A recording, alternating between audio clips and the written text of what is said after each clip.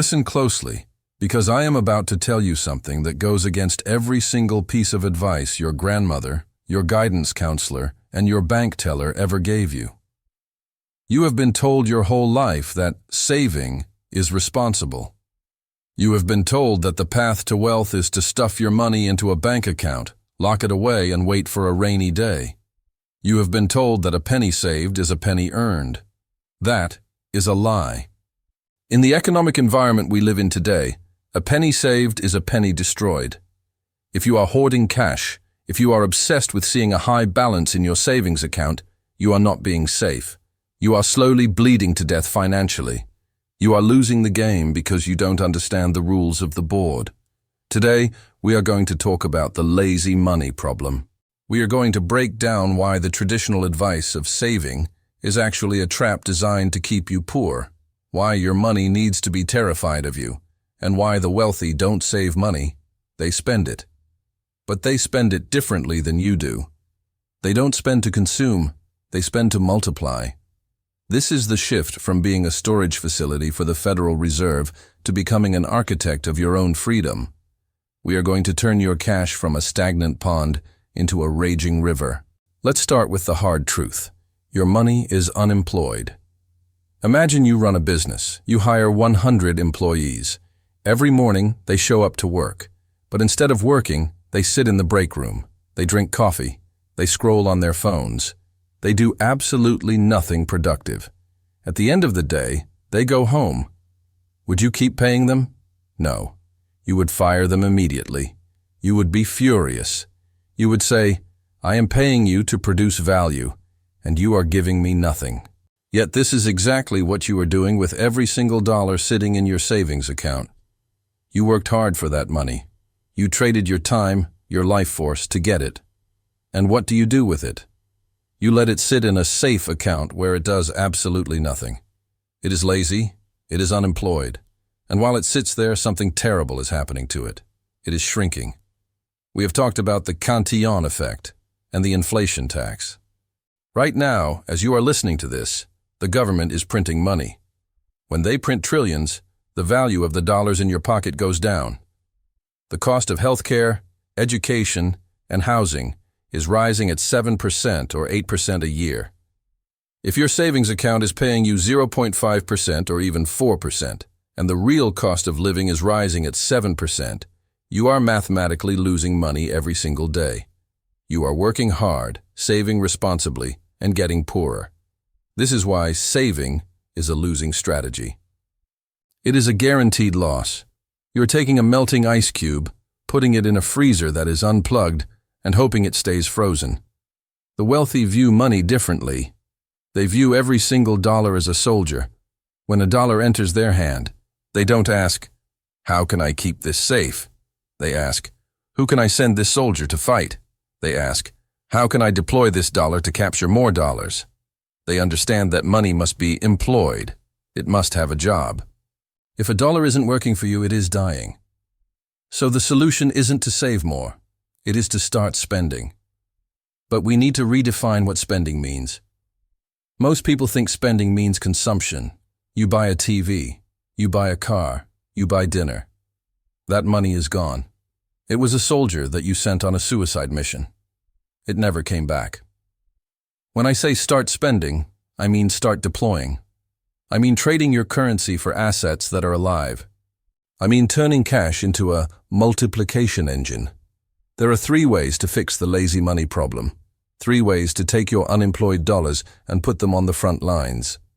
Strategy number 1, the asset loop. You need to stop hoarding cash and start hoarding assets. Let's look at a simple example. Let's say you have $100. The saver puts that $100 in a bank. In a year, maybe they have $104, but a loaf of bread costs $10 more. They lost. The multiplier takes that $100 and buys inventory. Maybe they go to a thrift store, find a vintage jacket for $10 that sells online for $50. They buy 10 of them. They list them. They sell them. That $100 didn't sit. It moved. It went out into the world, did a job, and came back as $500. This is a cash flow loop. You deploy money into a system, it captures value, and it returns to you with friends. This doesn't require millions. It requires a shift in mindset. It requires you to look at a $100 bill and not see a nice dinner. You need to see seed capital. Maybe you use that $100 to buy fractional shares of a dividend-paying company. At first it earns pennies. Who cares? The point is that the dollar is now employed. It is a tiny worker. It is generating income while you sleep. Then, you take those pennies and you reinvest them. You buy more shares. You hire more soldiers. This is the invisible income engine. At once it starts running, it creates its own momentum. The wealthy don't let money rest. When they get a return, they immediately reinvest it. They are relentless taskmasters. They know that if money sits still, it rots. Strategy number 2, skill arbitrage. This is the most overlooked multiplication engine in existence.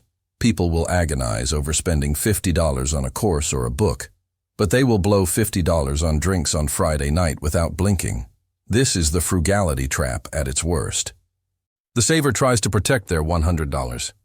The multiplier asks, "Can I trade this $100 for a skill that will pay me $1,000?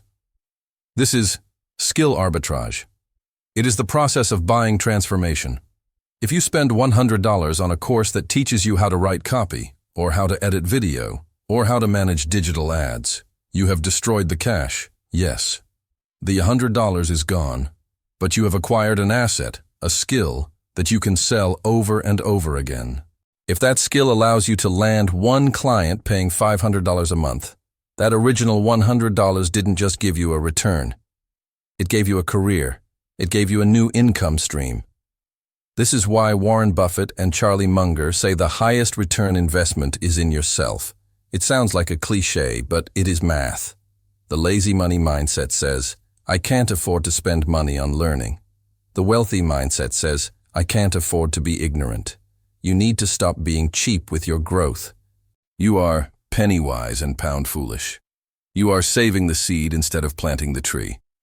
Strategy number 3, the time machine. This is the level where the game truly changes. Rich people buy freedom, poor people sell it. If you are mowing your own lawn to save $40, but you could be using that hour to work on a side business that makes $100 an hour, you are losing money. You are saving cash, but you are burning time. And time is the only resource you can never get back.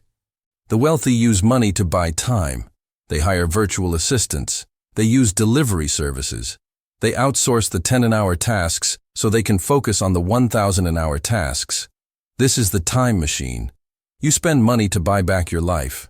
If you have $100 sitting in a savings account, it is doing nothing. If you spend that $100 to hire someone to handle your emails or edit your videos for 5 hours, you have just bought 5 hours of freedom. If you use those 5 hours to build a product, network with a partner, or learn a high-income skill, that $100 has been multiplied infinitely. You need to stop looking at these things as expenses. They are investments in your own capacity. You are building infrastructure. Now I know what you are thinking. But I need savings for an emergency. Yes, you need an emergency fund. You need a buffer so that you aren't desperate. But there is a massive difference between a strategic safety net and hoarding out of fear. 3 to 6 months of expenses? That's insurance. That's smart. But anything beyond that? That is lazy money. That is opportunity cost.